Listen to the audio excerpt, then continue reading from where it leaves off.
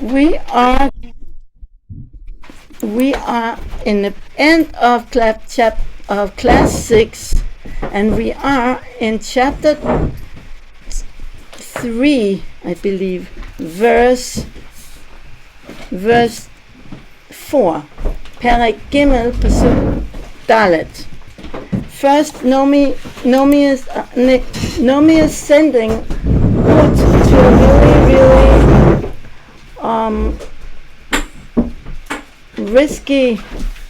a really risky mission to go down at the threshing floor where Boaz is going to be sleeping, because he's doing a big barley threshing, and it takes more than one day, and it's too hard to go up and come back down. And also maybe he has to guard the things that already was threshed from anyone who would want to maybe steal it.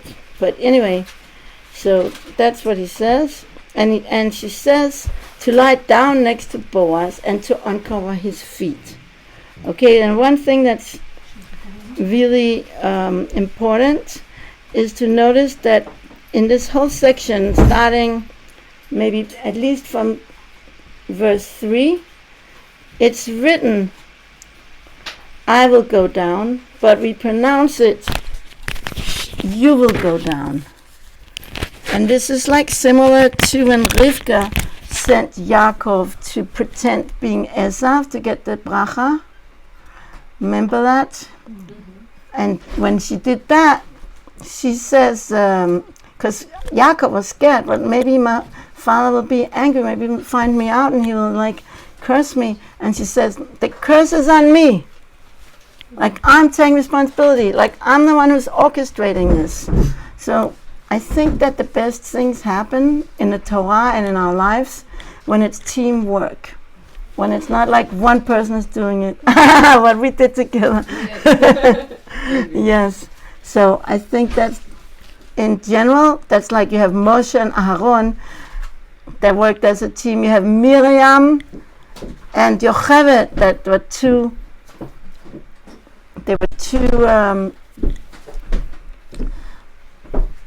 Me'aldot, two midwives working together, and they were the midwives of the whole people of Israel. And here we have now Ruth and Naomi. So Naomi is the what we call in Danish, which is from Latin, how you call it? I forget now. But she's the main one, primus, forget how it goes from Latin, primus motor or something like that. Something with primo, I guess. Yeah, to the main motor, the main one that sets everything into moving. Like a catalyst. What? How do you say it? A catalyst is something that starts yeah. the process but isn't. But more than that, she's the one who directs her exactly what to do. And so she says, go down to the threshing floor, and we talked about what she's gonna do: wash, put on perfume, and put on her dress. And we talked about the mitzvot, that's the perfume, and the washing is washing from the idol worship. And this also shows, even though she converted, there's always residue. This is why we have like a law. After you convert, you have to stay 2 weeks and learn.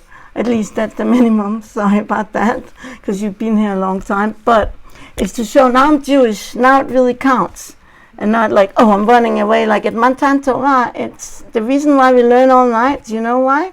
Because the Jewish people ran away like a school child running away from school, from Sinai after the revelation. So we make up for it. We do a tikkun, rectification, by staying up all night. Mm-hmm. So. Wait, can you say that again? Why? How that connects to conversion? Like you. Well, when you feel you don't want to give yourself or other people the impression that you're learning Torah only to convert and to be out of there. Okay? But so that's why we say 2 weeks to show that you're really learning in order to learn. But you can still come back. Yeah, okay, there are a certain flexibility. I'm just saying that's the principle of it. No, but I'm saying after the 2 weeks you can continue coming back. Yeah, for sure. You Okay. can stay longer, but some people are like, and you can also date together with having guidance and a good like environment where you have supportive people, which we also think is very important. So not just to run away right away. Okay. So, okay, and so now, another reason why it says, I will go down, is that I connect my soul with yours through this mitzvah in a way that you in the future will connect with me. We're like together, like our souls are connected in this mitzvah. And so, he's dressing up in a Shabbat dress. That means she's getting the higher soul, like on Shabbat, which you can get even when it's not Shabbat, when you do a mitzvah. You can get to the level of Shabbat, especially when a mitzvah is connected with, zivuk, with soul mates. Something that has to do with soul mates. Are you with us? Oh, yes, talking- I'm listening. You're talking to someone? No, I'm listening to you. I have my IQ is 172, so when I'm listening, I need to actually turn off one of my senses to focus on another one. And my hearing is very attuned to Emet. Oh, okay. I don't know, but that's probably a very, very high IQ. It is, yeah. Hey, hello, welcome, Sasha. You arrived. Okay, so we're going to continue. We're in, now we're reading chapter 3, verse 4 in Megillat Ruth. Can someone help Sasha and give her a book or something? And also a book of a Tanakh. Okay. ויהי בשכבו וידעת את המקום אשר ישכב. Naomi is still speaking to Ruth, and she says, when he lies down, you should notice where he's lying down, Boaz. ובת וגלית מרגלותיו, and you shall come and you shall uncover, you should reveal his feet. And then it says again, ושכבתי, I will lie down, but really that's how it's written. But the way we pronounce it is, you will lie down. Again, I'm going to do this. Maybe you don't feel this very comfortable doing this. Know that it's like me doing it. You're just an extension. והוא יגיד לך את אשר תעשין. He will tell you what to do. Okay, so what is all this about? So this is a very famous thing. The shoe symbolizes something very deep in the Torah. Anyone knows what the shoe symbolizes? The right marriage. So the shoe symbolized the body. It's like, a lot of, there's been a whole trend of going barefoot, and there still is in Israel, all the little kids. It's a kind of like, it's like a rebellious thing. It's something like you want to be just your soul. You don't want to be in your body so much. The feet, the shoe is like what encases the lowest part of your being, which is the feet. And so, this is why when someone when someone dies without children, that we learned last time about Yibum, then the closest relative can do Yibum, can do levirate marriage, marry his widow, and then he actually brings back that person, either he's a reincarnation of that very person, or a child that in some ways embodies at least a continuation of that person in this physical world. So it gives a shoe to that person. And that's why in a ritual, when the closest relative does not want to do Yibum, what does he do? Well, someone has to remove his shoe. And that's what chalitza means. Chalitza means to loosen, and that's how you say even in modern Hebrew, lachlitz et hanalayim, right? How you say it? Lachlotz? Lachlotz? To take off the shoe. The same root. This is the root. Chalatz. This is the root. Chalatz. I'm not so good with the ending letters. Okay, so that's why they do that. And then they say, this is going to be happening to the man who does not want to, basically raise seed for his close relative or for his brother, which is called, close relative in this content is called brother. That's what the Torah says also. He doesn't want to give him a resting place in this world, a continuation in this world that will show you walks. We don't understand how all these people can walk bare feet here in Bahrain on the street. There's glass, there's nails, and sometimes in the heat of the summer, the street itself, the asphalt is burning. We don't understand it. From some people, it feels like you need a shoe to be able to move forward in life, to have a continuation. And that's what the shoe symbolizes. This is why, who have to take off the shoe? Who do you know in the Tanakh they have to take off the shoe? The Kohanim. The Kohanim worship without shoes, because they are supposed to be like beyond their body. And this is why a specific person was told, Shal na'alecha me'al raklecha, something like that, ki makom kadosh hu. Take your shoes off of your feet, because this is a holy place. One second, who was told that? Is that what you want to answer? What? Moshe Rabbeinu very good. At the burning bush. Yeah, ding dong, at the burning bush. Because now he's having an outer body experience, a prophetic experience. Yes, Sasha? Yes, when people nowadays, there's a lot of talk to go to Har Habayit, they have to take off their shoes. They have to take off the shoe on the Temple Mount because it's a holy place. And so, because you want to be beyond the body. Okay, so this is why Naomi says to Ruth here in verse 4 in chapter 3, and reveal his feet. You are reminding him of his mitzvah to do yibum. And if you don't do yibum, your shoes will be taken off of your foot. It's like a subtle reminder, because even though it's almost like Ruth is being commanded to basically propose to Boaz, but which is like not the way it usually is, especially not in the Tanakh. But in this case, and that's why she's doing it in a soft feminine way through hints. And then she says, and he will tell you what to do. And now verse 5. Vatoma elea kol asher tomri elai eseh. So here again, the Eli is not written, right? What do you see in your Tanakh? Chapter 3, whatever you say to me, I will do. Does it have the word to me written? It is not written, but it is read. Why? To convey that although the advice seemed improper to Ruth, how can she do this thing?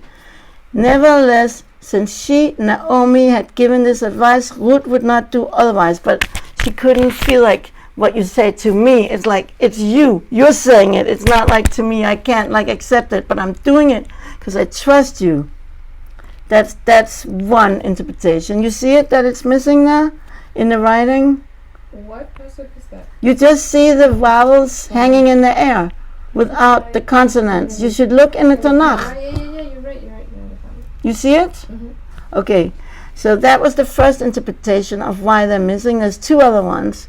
Rabbi Bachach says, whatever you will say, I will do, not that I do it for my own benefit, not a lie, it's not for me. I'm not doing it for me, but I'm doing it for you. I'm doing it for my deceased husband. It's not about me at all. I take away it's saying to me. And the third the third possibility is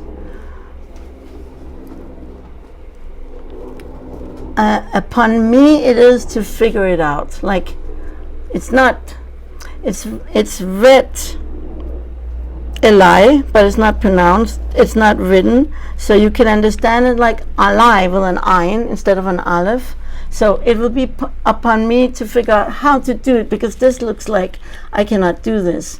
I have to figure out how to do it in a way that I can do it. Okay, and so here we see how she changed something.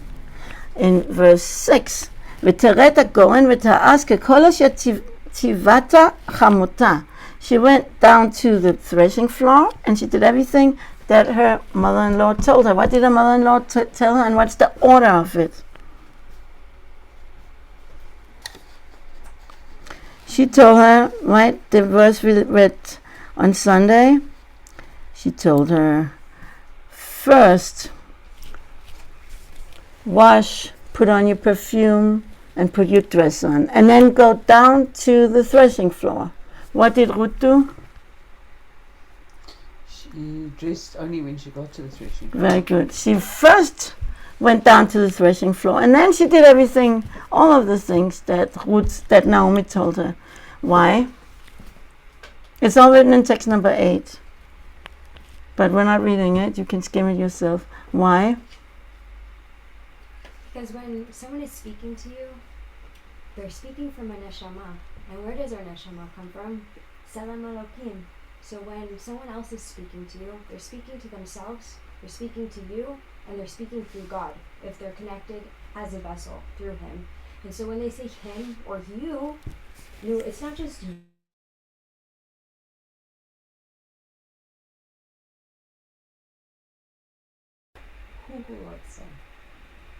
So, what? And so she says, she does it differently.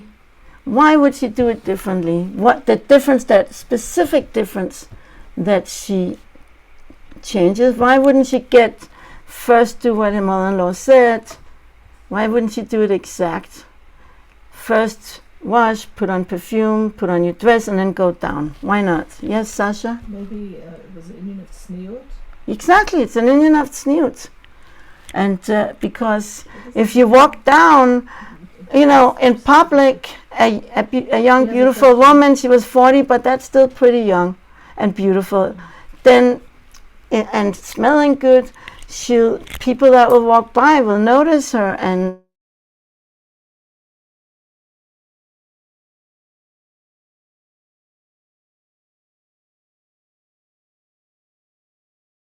so this is also a question, how could she be more Tsanua than Naomi? She's the one that they said, she didn't know tzniut, and she says that Boaz told her to cleave with a young man, which he didn't tell her. He told her to cleave with young women. And so she was not Tsanua enough to notice that. And now she's so Tsanua, she's more Tsanua than Naomi. So what do you think could be the reason for that? Remember last time we learned how Naomi rebukes her with love, and without it feeling like rebuke. She was so kind, and she was saying, Tov biti, good my daughter, that you should go with a young woman. She doesn't say, hey, you said wrong. She said, okay, good, and she just weaves it in. When you give rebuke in that way with love and without making the person feel bad, then there's a much greater chance that it will really be accepted by anyone, but specifically someone holy like Ruth. So she learned from that rebuke, and now she changed. And now she understands even a higher, greater details of tzniut. So that, and another thing I do want to say with that, and then I'm moving to class 7, which is that you learn from this, you shouldn't completely nullify your own self and your own self-knowledge, listening blindly to what rabbis and mentors tell you. I think we learn that. Could you say that again? We don't, this is my opinion, this is my own opinion, you don't have to agree with it, but we don't have time for a discussion about it. You can either take it or leave it. It's my opinion. I don't believe that when you go to rabbis, that you should blindly follow everything they say. Rabbis are mentors. You should not stop your own thinking. And you think, and that's what Ruth did here. She didn't do exactly how her mother-in-law did. She did even better, but she didn't turn off her own mind. And I think her own mind, or her own connection with her own soul. She listened carefully. She did the best she could, but she changed it just a tiny bit. Okay, so we're finished with class number 6. Ready? Class 7, we're always catching up. And now we're going to something so nice. Verse 7. So it says, now she came down to the threshing floor, and now it's the first time, no, it's not the first time, but now we hear about Boaz. Ve'achal Boaz vayesht. Boaz ate and drank. Ve'tav libo. And his heart was good. Ve'yavo lishkaf b'kitzei ha'arima. And he went to lie down at the edge of the pile of what they have been threshing. V'tavo balat v'tagel margelotav v'tishkav. She came quietly and she revealed his feet and she lied down. Okay, so this is all what was kind of expected. But what is strange about the way it says that it literally says he ate Boaz and he drank. What would you think it should have said? Boaz ate and drank. Not like he ate Boaz and he drank. It's not even in Hebrew a normal way it's written. So why is that? What can we learn from that about the way Boaz ate and drank? There's a very, very big difference. If you have a glass of wine, Ate, then he drink. right? You eat first. There's a very big difference if you have a glass of wine with your meal than if you're just drinking. Who do we know in the Tanakh that was drinking? Noach. And who else after him that's connected with our story? With the story of who also drank. Someone gave him drink.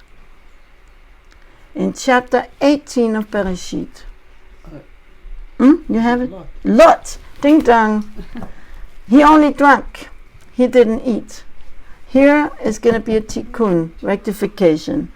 So it's so very, very beautiful that the Midreshet. No, this is what the Chida says about this whole piece.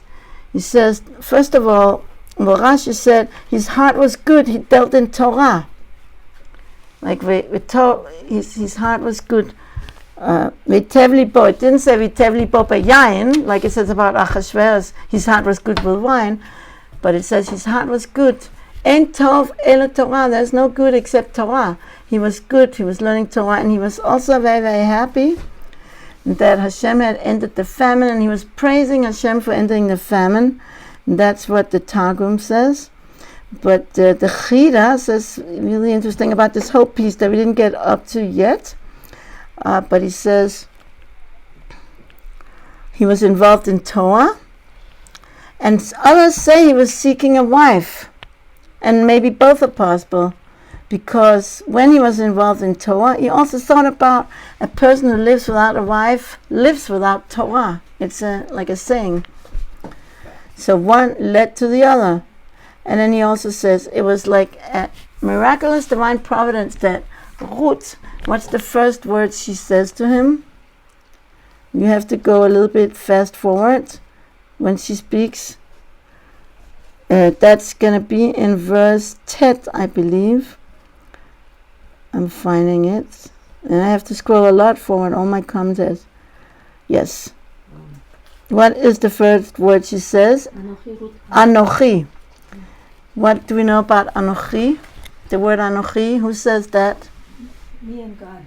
God says it, the 10 Commandments. The first commandment, Anochi, Hashem, I am God. And so the Anochi, it alludes to the written Torah, the 10 Commandments, which are part of the written Torah, when she said that. And then, this is all from the Chida. And we learned in the Zohar that Ruth, if you change the order of the letters of Ruth, what do you get? Tor, which is like Torah, just missing the hey. That alludes to the oral Torah, says the Chida. And then she says, Amatecha.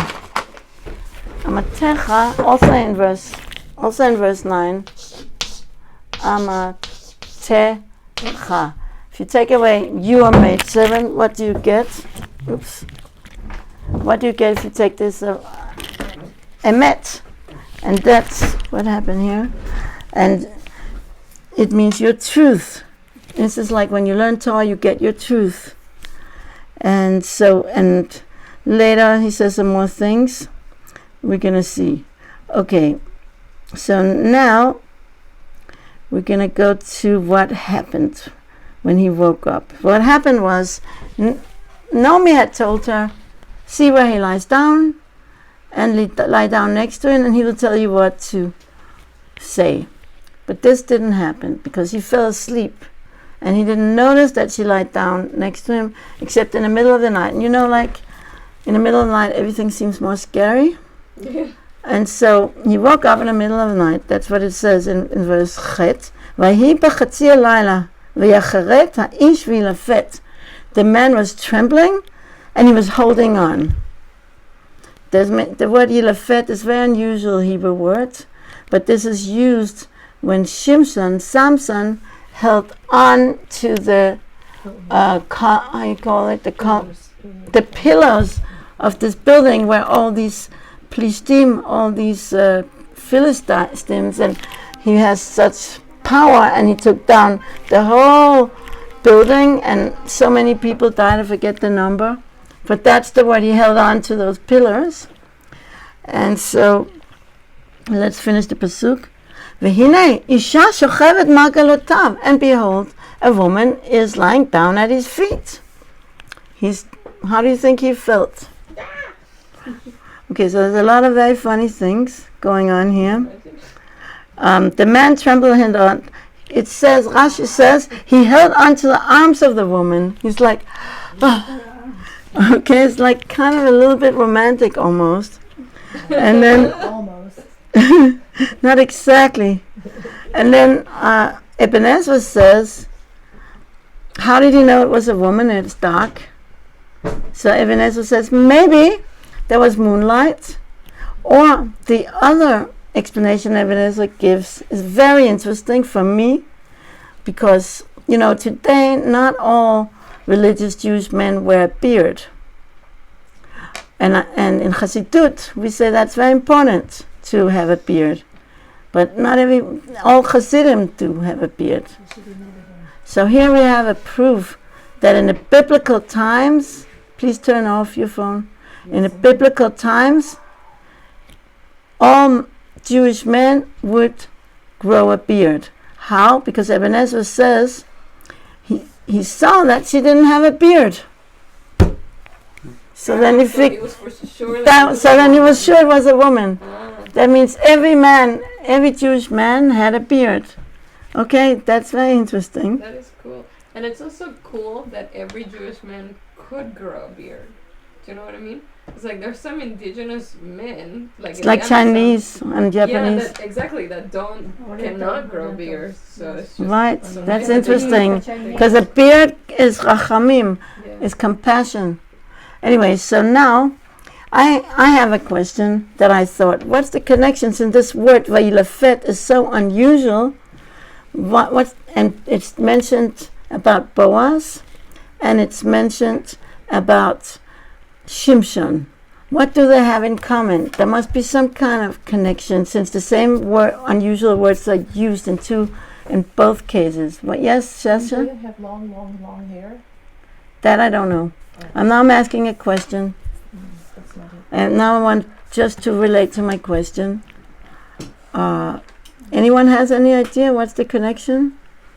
What happened to Shimshon after he did that? And he knew that was going to happen. You don't know what happened to him? The whole building, he took the whole building down to completely, completely destroyed. And all the people in the building were all died. It's only destruction if that's how you intended its purpose to be. But if he was working through God's son, then it's not a destruction, it's a rectification. Okay, but I meant that they died and the building was broken. Okay? He was supposed to kill the people. And so, what happened to Shimshon? Let's try to focus on the thing here, because we don't have a ton of time to Shimshon digress, because I want to Didn't he catch up. perish in the destruction that he caused? What happened to him? Did he lose his strength? He died. He died. He was on the building. He passed away. There's even a pitgam, like a way we say, Tamut nafshi im plishtim. May I die with the plishtim. It's a thing that we say, that that means also like, I rather something bad should happen to me as long as it also happens to them. But this was, you're right, this was a rectification, because the plishtim were killing a lot of Jews, but now we're not going more into that. What happened to Boaz after he does the mitzvah of Yibum? He died. He also dies. So we see that this is true Mesiut Nefesh in both cases. They want to give their soul for the mitzvah. Shimshon for saving the Jewish people from the threat from the Plishtim. He was willing to give his soul for that, and Boaz to do the mitzvah of Yibum. So that's just my idea. You can also again take it or leave it. Okay, and so it's so very beautiful in text number 1, but in the Midrash in the Midrash on Tehillim 119:62, in the Midrash it says, in the Tehillim it says, at midnight I arise to give thanks to you for your righteous judgment. That's what David says. But I'm gonna invite someone up to read the Midrash, text number 1. Who's ready to read it? Come on. In English? Yeah, only in English when it's so long. Here. At midnight I will arise to give thanks to you. David said, I am obliged to arise at midnight and praise you for the wonders you performed with my ancestors. At midnight, as it states, it came to pass at midnight that the man was startled and turned. But that's also the word Yilafet can mean startled. It's a different, turned, sorry, startled, that's V'yacheret, turned. Another possibility, Graton, or turned. She said, I am Ruth, your handmaid.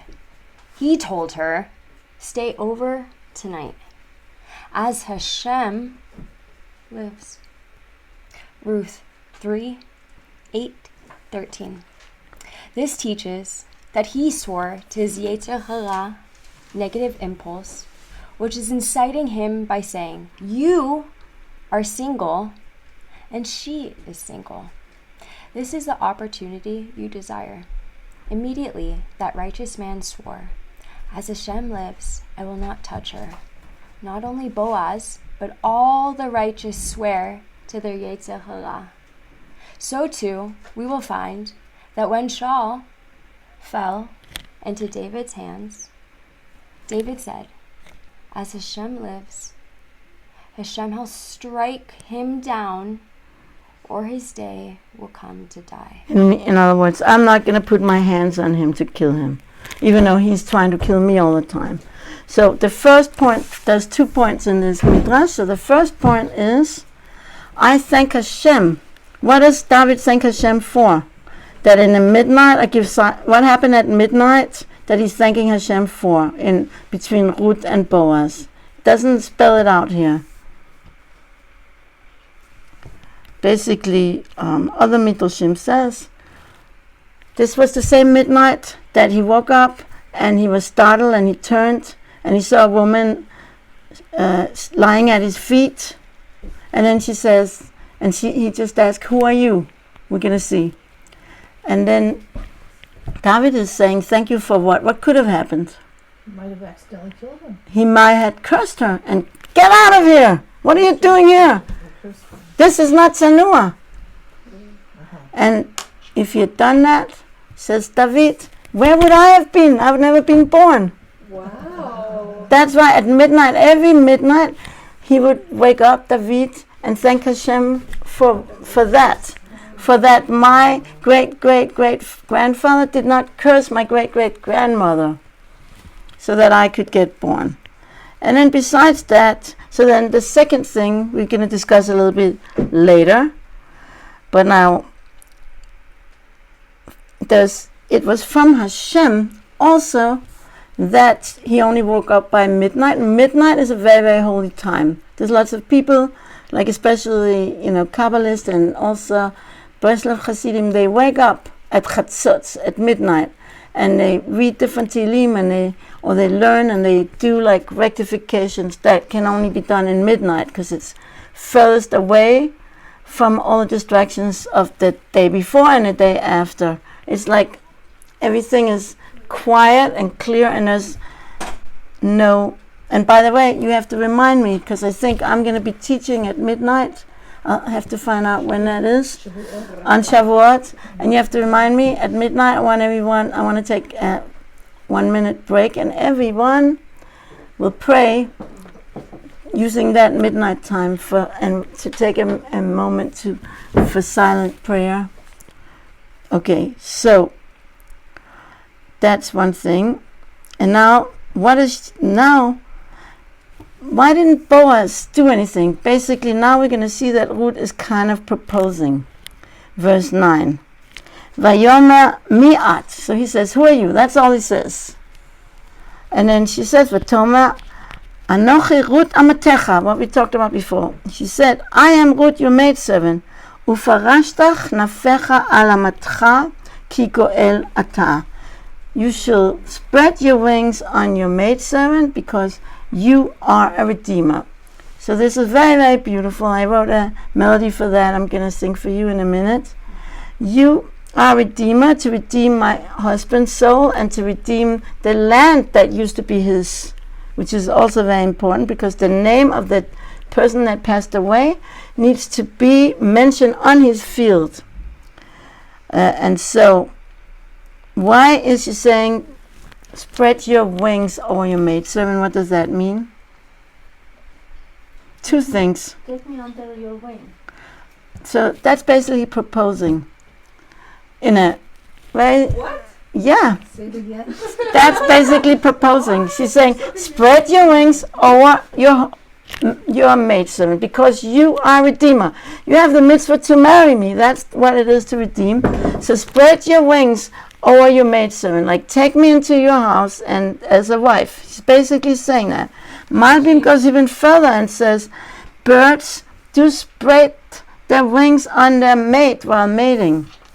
So she's hinting. She's not saying anything so improper, but she's hinting. And now he understands that Boaz really understands now that she knows about the mitzvah of Yibum and that she's willing. Because Boaz, why didn't he propose to her? Why he made it that she has to get into this so uncomfortable situation that she has to propose to him? And now Naomi didn't even foresee that this was going to happen. She saw he will tell you what to do. He will tell you, I'm going to redeem you, or I'm going to check with a closer family member first, one of the two. But he was so trembling and startled that he just had no words. All he could say was, who are you? And so she had to say something. So why didn't he? Because he was 80. Right, exactly. He was very humble. Boaz was very humble. And he thought, why would she want me? I'm 80 years old man. She's beautiful. You're going to see also what the Midrash is. How did you know? You read the Midrash? Mm. Yeah. So that's one of the reasons. He felt like, I don't want to put her on a spot that it'll be hard for her to say no if she is not willing to do this mitzvah. That's his humility. He didn't think, whoa, I'm the leader here. I'm the head of the Sanhedrin, and I'm very, very wealthy. Of course, any girl is going to want me, no matter my age. He didn't think like that. And he also didn't know if she really understood the significance of this kind of marriage.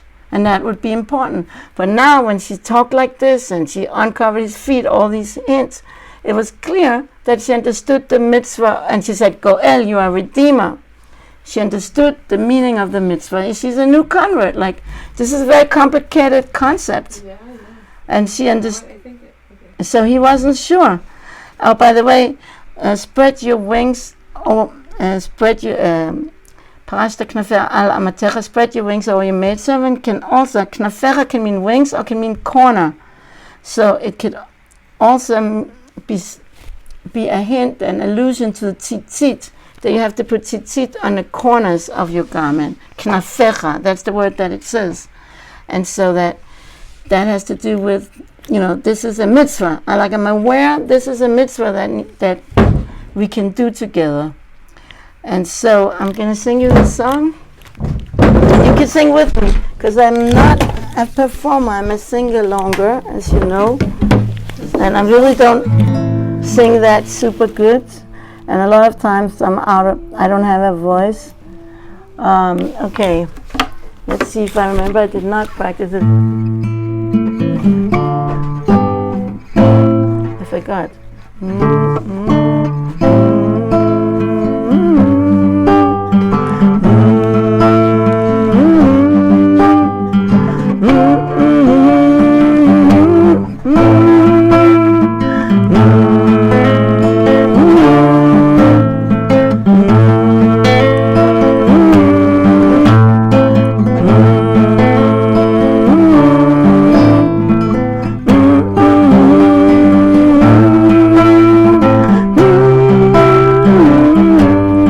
Checking I know it.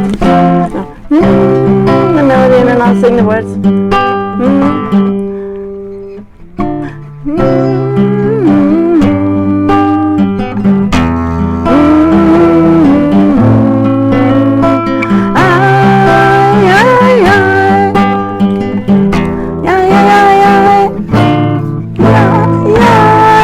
I need you to help me. The high I cannot sing.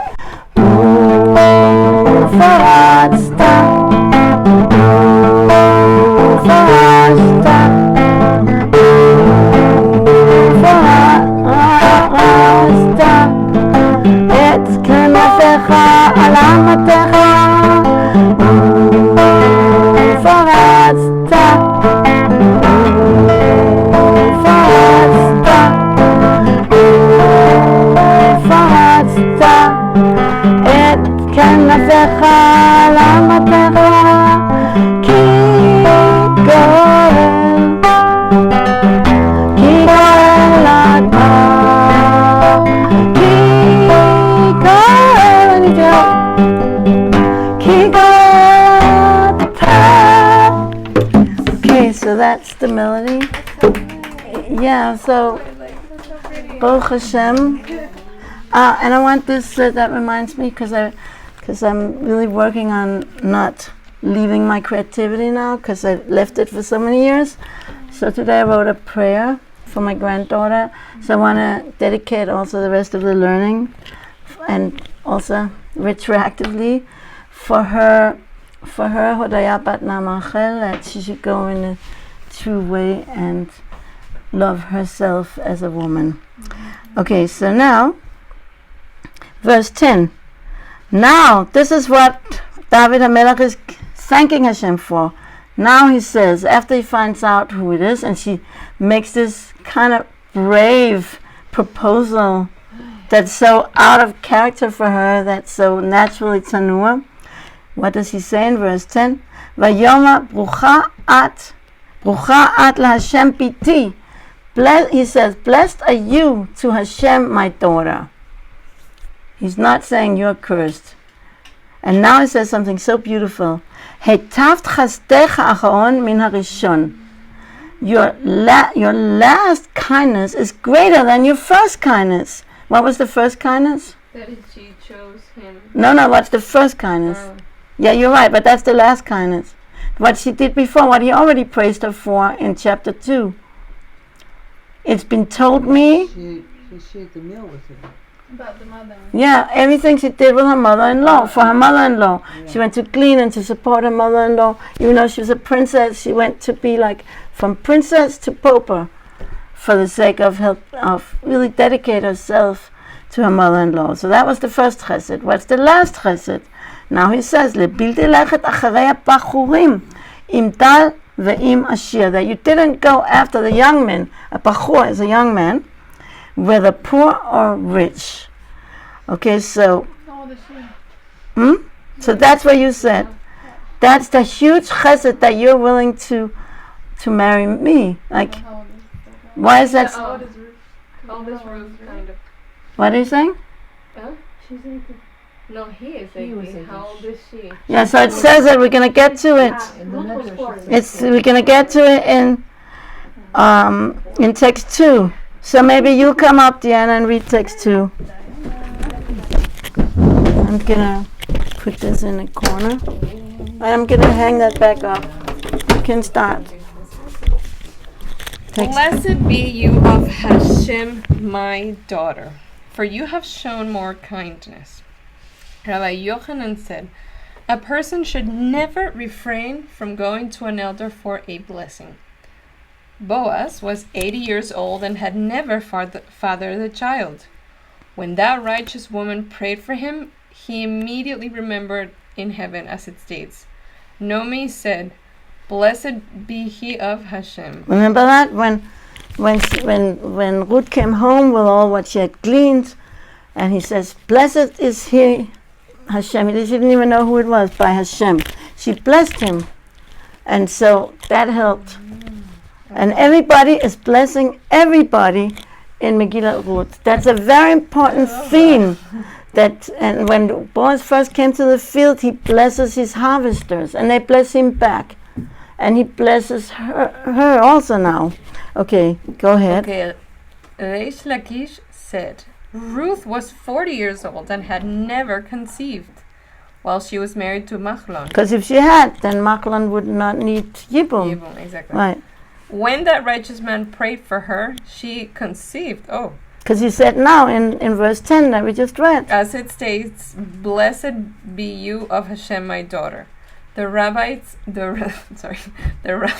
said they both conceived only due to the blessings of the righteous, as it states. All the people at the gate and the elders said, we are witnesses. May Hashem make the woman. That's going to be in the last class, or in the end of Megillat Ruth in chapter 4. May Hashem make the woman like Rachel and like Leah, and so they blessed, and also that she would have children. They blessed. It's just saying part of it in the Midrash. You have shown more kindness in the end than at the beginning. Rabbi Shmuel bar Rav Yitzhak said, go ahead. a woman prefers a poor young man over an elderly wealthy man. Because he said that you didn't go after the young men, whether poor, whether rich. Like, it would be better for you to have a poor young man than to have an old rich man. And I did a poll. I asked almost every group that I've been teaching that, which is many years, and I'll ask you, what would you prefer? A tzaddik. But what would you prefer? Answer. You want a tzaddik that's like more than double your age? A tzaddik. Well, double your age. Well, God will tell us. That's a lot. Young man. I think that the consensus has been every time I ask the questions, young women want a man their age. I wouldn't mind an age difference. A little bit. My husband is 7 years older. 40 is a bit Double. much, but Double age. Okay, now we're going to go back a little bit. We're going to see something really amazing. Okay. So, which is, I'm going to show you, because I still have time. Maybe we'll finish, and we won't have to do 2 each time. We'll see. That is when it says, we're going to go back a little bit to verse, let's see, where is it? I'm sorry, 8. No. Okay, now I'm getting nervous, so please Hashem help me. So, because it also jumps for me. But when it says, which pasuk is it? When she comes down to the threshing floor. It's 7 pasuks. No? Yeah. Here it is. Pasuk Zion. Now, compare that with the story in Bereshit, Perek Yutet, Pasuk Lamed Gimel. So let's go. Yutet Lamed Gimel. We're going to do it in Hebrew. That's this is Bereshit. I'm just going to write Bereshit like that. The words that are the same words, let's look for them. When it talks, this is talking about the daughter of Lot. And what are the words that are the same as verse 7? Don't look at the black part. I just don't want to waste.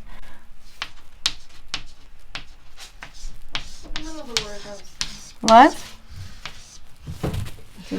Don't look at the black fonts, because then you won't think. I need the visual.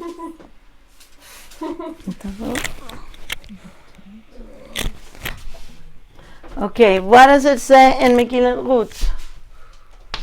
Ruth, Gimel, Zayin.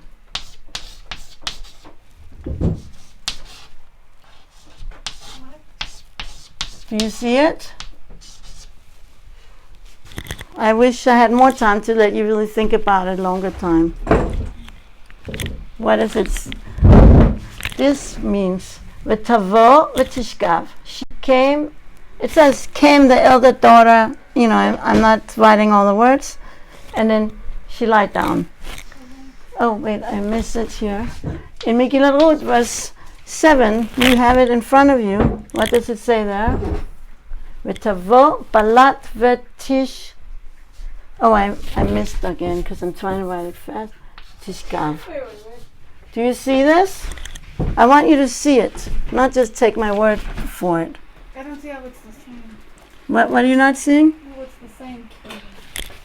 What word is the same? No, These two words are the same, and these two words are the same. Right? You see it? So now, this is a replay of what the daughter of Lot did. And she had good intentions. She wanted to make the word with people. She thought there was no one else, and she had to popularize the world. How do you say it?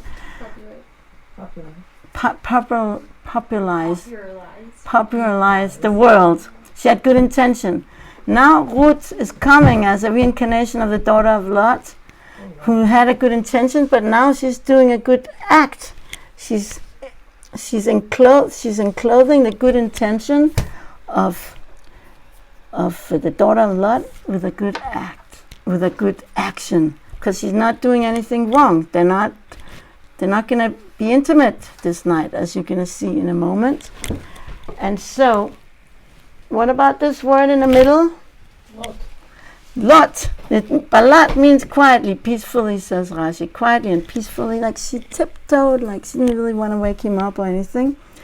But you can clearly see it's exactly how you spell Lot. She came to Lot. The same way, even though, like in a simple meaning, it says she came peacefully.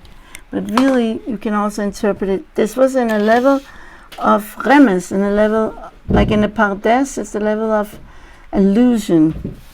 And so, this is also all testifies that she was very aware of the mitzvah she was doing and its implications and like who she even was. So that's pretty amazing. So now we go to verse 11, which is here.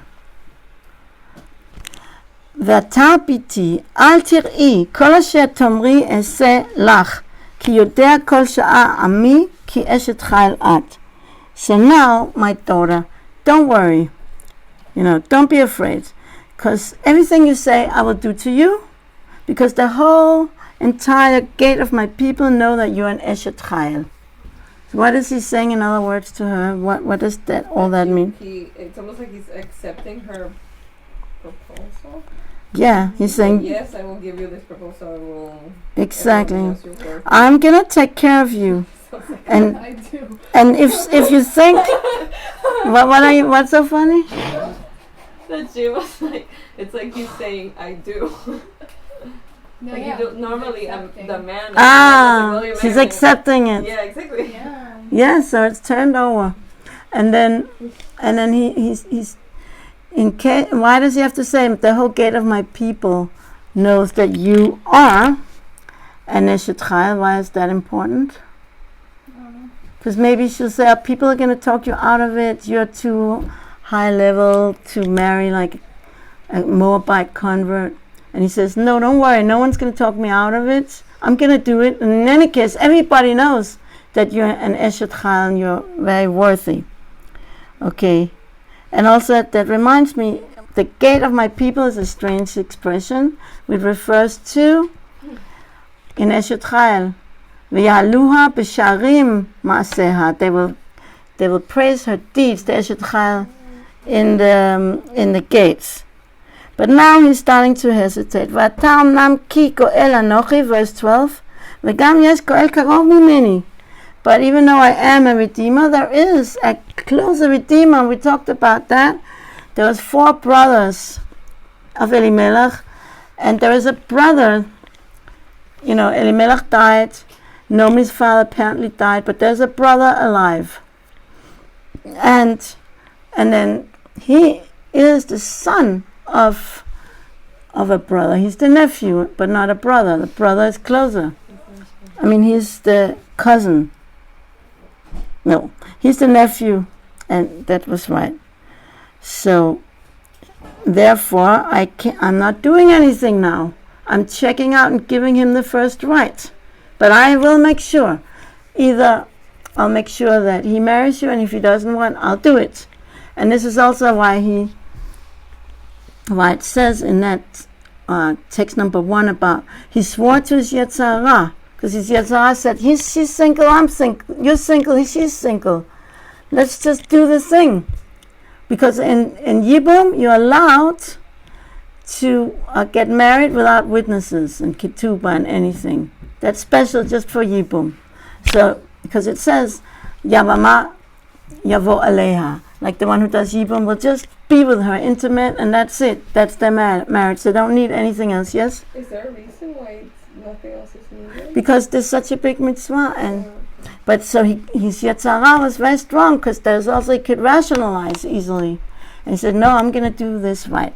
By doing that, who is he doing a tikkun for? His ancestor? Oh, that's everything. I'm Israel Chai. Not Lot. Lot. Yehuda. Yehuda acted impulsively when he came to what he thought was a prostitute. He couldn't overcome his Yetzirah. And now Boaz is acting very composed and doing the right thing. He said, I'm going to take care of this matter. He did not consummate the marriage there and then on the threshing floor. Now this is so beautiful, verse 13. I also made a melody for that, but I don't have time. And also it's very hard melody to sing. It's for someone else. Very high. Lini halayla. Lie down tonight. V'haya v'boka. And it shall be in the morning. Im yigalech tov yik'al.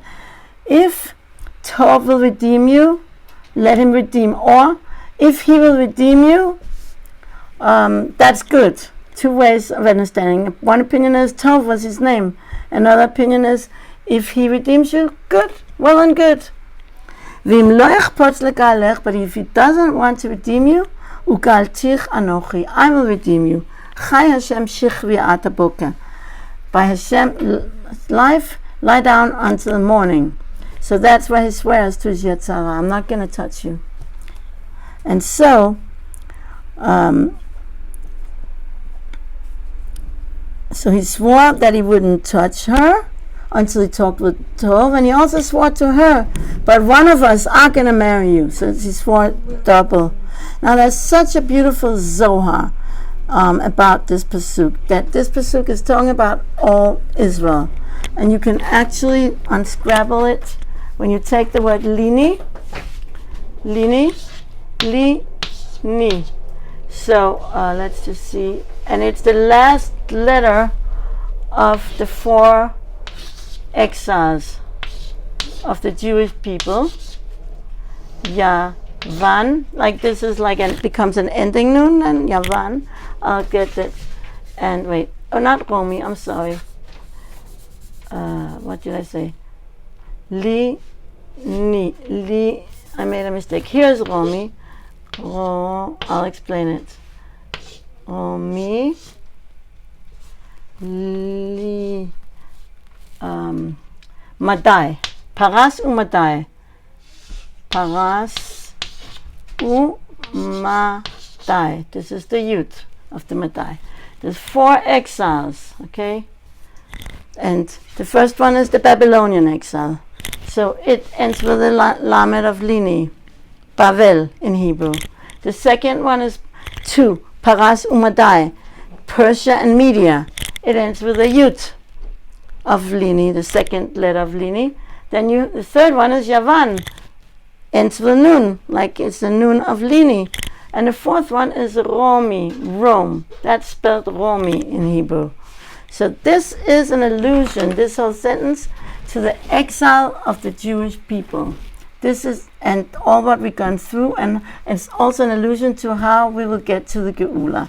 So I'm going to try to just explain it without looking at the Zohar, because we're a little bit late here.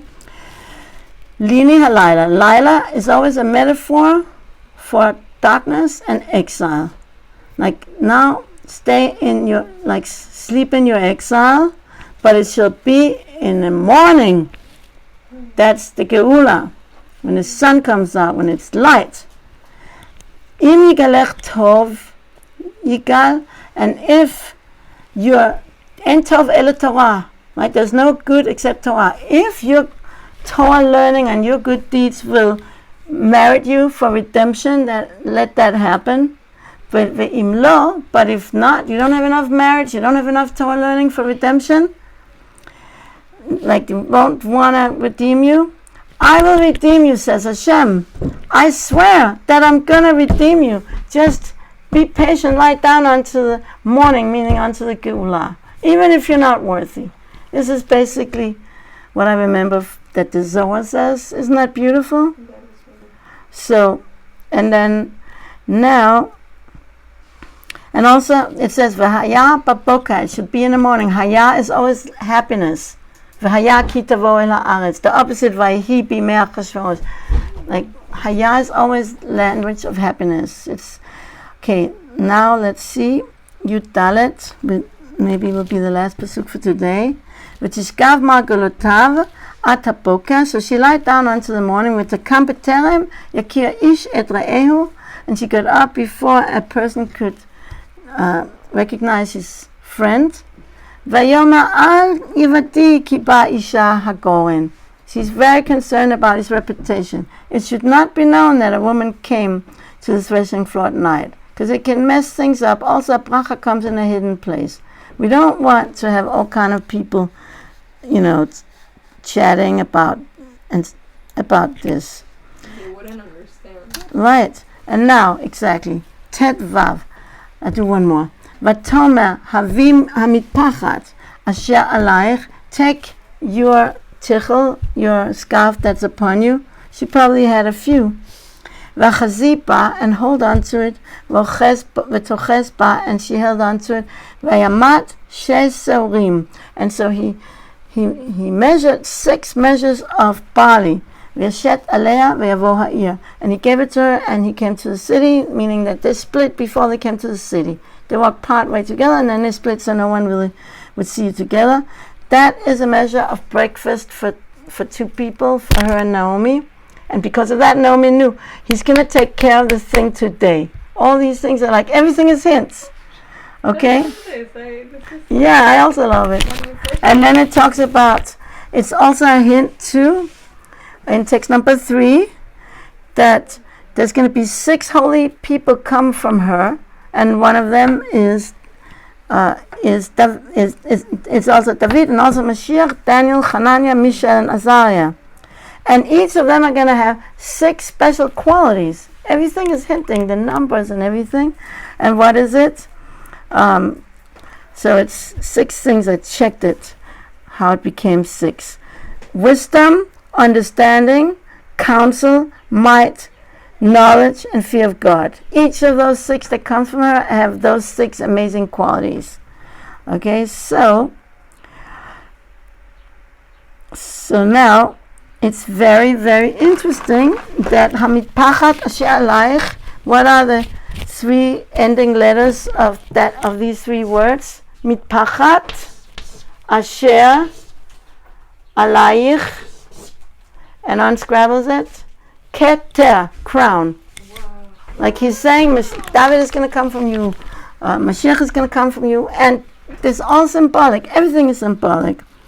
And so, and then she comes home, verse 16. I have a few more minutes. V'tavo el chamota. She came to her mother-in-law. V'tomea, mi at, who are you? V'teget la et kol asher asa la ha'ish. So there's a lot of interesting things here. So she told her, who's her? Naomi, everything that the man did with her. So it's very interesting. Before, she said everything that I did with him when he gave her all his food, and we learned the guest is like does more for the host than the host does for the guest. Remember? Now, what did he do for her? He just gave her the body. That's it. She doesn't have to tell her that. She's bringing that. So what did he do for her? He didn't do anything. He promised a lot, but didn't do.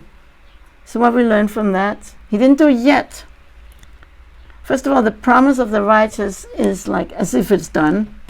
But also we learn sometimes not doing is greater than doing. He held himself back. He swore to his Yetzirah. He didn't do what he could have done. She offered herself to him. And even Naomi thought maybe that was going to happen. How do we know that? From verse 16.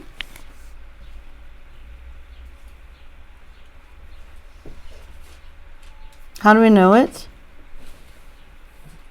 Because she says, Mi at biti.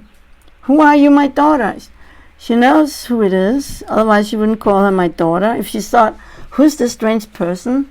I don't see her. So the fact that she said my daughter shows that she knows it's Ruth. So what does she think that maybe it could be? Who are you? Like asking, like, what's your feminine name? Like, yeah, maybe you're Mrs. Boaz. Yeah. Exactly. So she thought that maybe this could have happened, and she didn't know how it's going to happen, and so. You say that Boaz passed away. When did he pass? Well, we're not learning that today. Yud Zayin. And then she says, look at these 6 barley measures that he gave me, and I'm going to end with this. Ki amar elai al tavoi rekam el chamotech. Because he told me, don't come empty-handed to your mother-in-law. Did he say that? No. She made it up. Why? Because her whole life is a whole raison d'etre. She wants to give to her mother-in-law. She's willing to marry Boaz so that she can give her mother-in-law back her deceased son. And that's actually what happens. We see in chapter 4, when they have a baby. It says, Nolat ben leNaomi. A son was born to Naomi, not to Ruth. It says Naomi. Everything was for her. And the word alai, he says to me, again, it's not written. Do you see that in your book? It's pronounced but not written. Why?